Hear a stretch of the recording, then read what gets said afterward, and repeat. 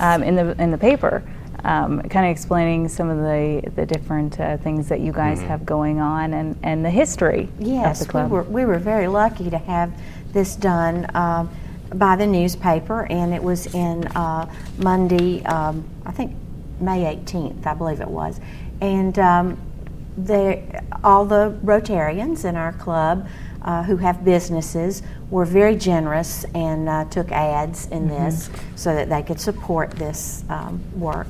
And Tom Colley and Randy Deason and others worked very, very hard on putting this together and gathering information.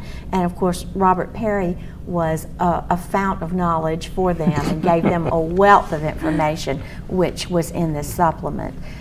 If for some reason you missed this supplement, I think they may still have a few at the Bluefield Daily Telegraph, but it covers a lot of the history. It lists a lot, it published all of the biographies that we had of the early founders, and so people who've lived in Bluefield a long time will find this very nostalgic to look through and see absolutely. photos and read about the families and the people who were not just Rotarians, but who were an integral part of the history of this town and this area. And we're very pleased with this, and it will be a keepsake. It will be one of the items that we put together with some other things we've gathered up in celebration of our 90th anniversary, and these will be placed in the archives at the local public library, the Kraft Memorial Public Library here in Bluefield, West Virginia, so that others can come and do research and look at what we've been able to pull together with the help of a whole lot of people. And let me jump back one quick second. One of the first major things that the Rotary Club here in Bluefield did, the building that is now the West Virginian Manor, was built in 1923 by men who were all affiliated with Rotary Club, and the Rotary Club was one of the major driving forces behind that. Bill Cole, who was the grandfather of Paul Cole, was one of the driving members of that. But it was a very grand hotel. It was one of the finest in southern West Virginia or in the southwestern Virginia for many years. All right. Yes, and that's where Rotary met. Yes. Starting in 1923, I believe, for many, many years, up until fairly recent history. That was their regular meeting place. So that's a special place in the hearts of Rotarians. Absolutely, and I know from some of the first early events that Rotary Club took part in to what they're doing now is just amazing, especially if you look at what's going on around the world and the hand that Rotarians have in all of that. We're going to get to that in just a second. We're going to have to take another quick break. We talk a little bit more about this 90th anniversary and how Rotarians are helping across the world. So we'll be right back after this.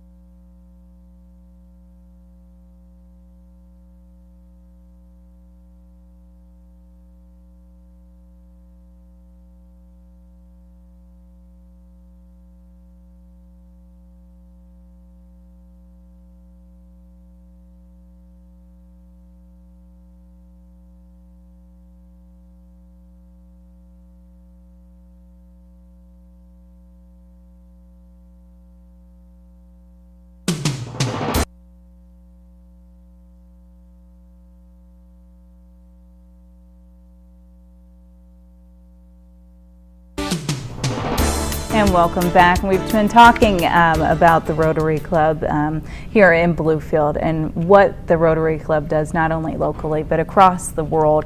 And we were talking about the insert there, and one of the things that you pointed out when we were looking at it earlier was the aid that Rotarians have helped to give to people in Myanmar, of course, after that cyclone that hit there. Yes. The Myanmar government, as everyone knows, would not allow so many of the aid agencies or volunteers in.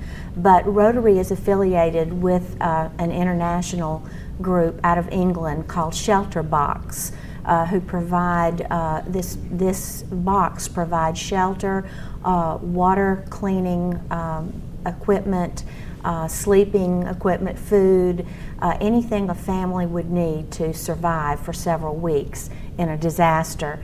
And Myanmar did allow an airplane with I believe 500 of the shelter boxes on it, and there were only 4 volunteers that were allowed in the country to implement the shelter box program.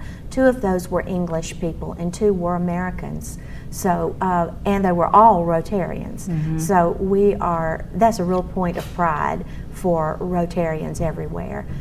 We were one of the few groups that were allowed in because Rotary has the reputation of being a non-political and certainly, as Jim pointed out earlier, having all kinds of projects and activities that work toward advocating peace.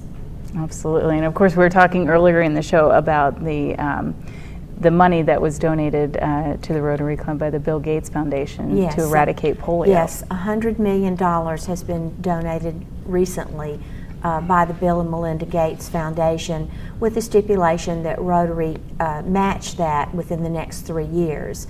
I don't think that'll be a problem given the generosity of Rotarians, and we are pleased that with that money, we believe that we can eradicate polio in the last 4 remaining countries that are in the world. Once it's eradicated there, it will be eradicated completely.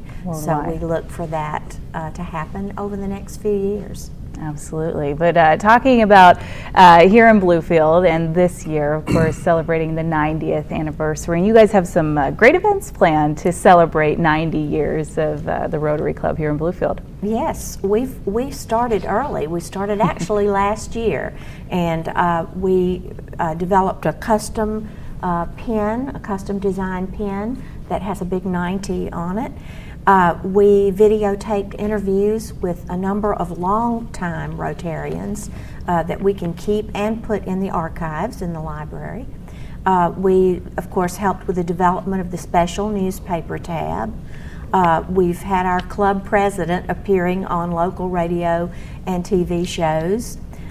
We've been lucky enough to have the TV station and some radio stations play our professionally prepared public service announcements about Rotary. We had a resolution presented to our club president, Smokey Schott, by the city of Bluefield, recognizing Rotary's 90 years here.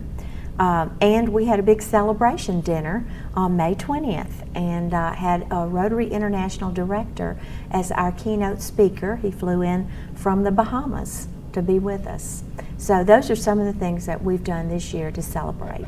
All right, you mentioned the video biographies, and Jim, you participated in that. You had a biography. Yeah, one of the things we were talking about, now I call it Burma. They can call it whatever they want to call it, but we were allowed in there, but there was another place that we were thrown out of, and that was Russia. And when the big wall came down and they broke all that up, among the first things that would happen there, a Rotary Club was established in Moscow. And I can't remember, of course I couldn't pronounce it, but I corresponded with the secretary of that particular club for 4, 5, 6 months. Wow. And they were, it's difficult for people to come from almost slavery into a free society and they were very interested in finding out how to do things and what to do. But it's just real interesting to see that happen. So in one place we were allowed in, the other place we were thrown out. But the main reason both actions were taken was because we were people of goodwill and people trying to help. Mm-hmm. Russians didn't want to help. But Rotary is an amazing organization. One thing I'd like to comment on, which I talked with you about just a little bit, and that is what is known as a group study exchange program.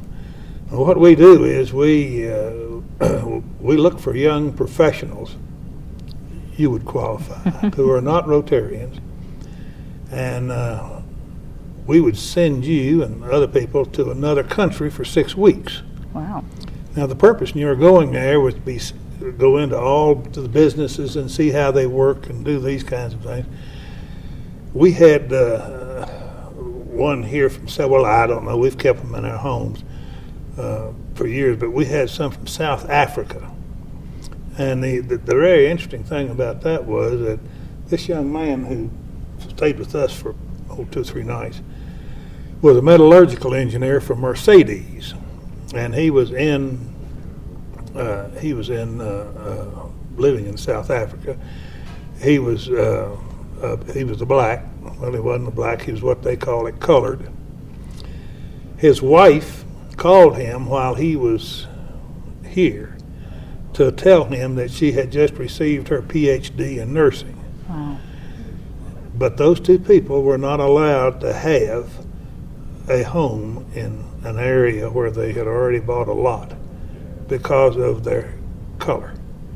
And during the process, shortly thereafter, we watched the changes in South Africa, and it kind of warmed the cockles of my heart to know that this guy was going to be able to go build on his lot under the new regime.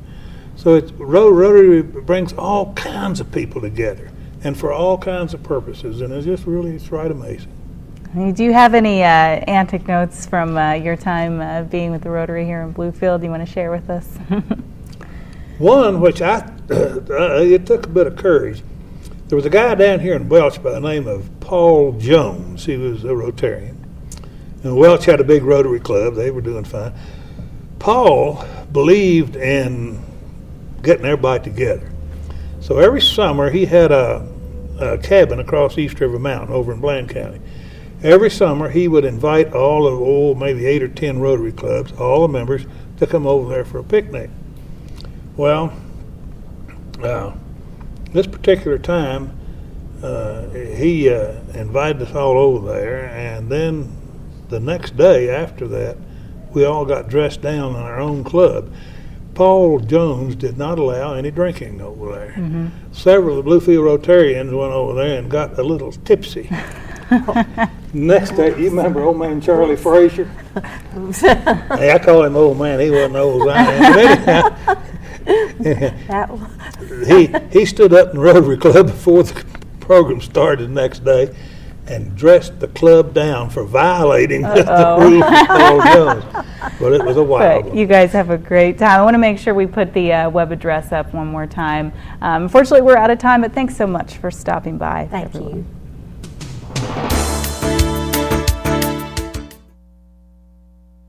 Very good.